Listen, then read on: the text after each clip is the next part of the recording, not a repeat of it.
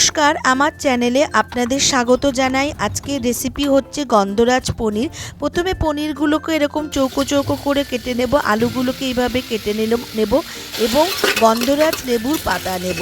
পর্যাপ্ত পরিমাণে তেল দিয়ে ব্রাউন করে আলুগুলোকে ভেজে তারপর পনিরগুলোকে দিয়ে দেব। এটা কিন্তু একটু মাখো মাখো হবে। পনিরটাকে আমি আলুর সাথে ভালো করে ভেজে নেব। পেঁয়াজ, আদা, রসুন, টমেটো পেস্ট দিয়ে দেব, স্বাদমতো নুন, চিনি দিয়ে দেব, হলুদ গুঁড়ো, ধনে জিরে গুঁড়ো, কাশ্মীরি মির্চ দিয়ে দেব। তারপরে যেটা আমার স্পেশাল জিনিস সেটা হচ্ছে 3 চামচ গন্ধরাজ লেবুর রস এর মধ্যে আমি মিক্স করে নেব।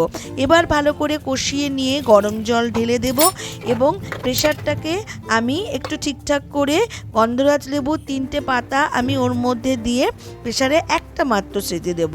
রেডি হয়ে গেল আমার গন্ধরাজ পনির। কেমন লাগলো আপনাদের আমাকে জানাতে অবশ্যই ভুলবেন না।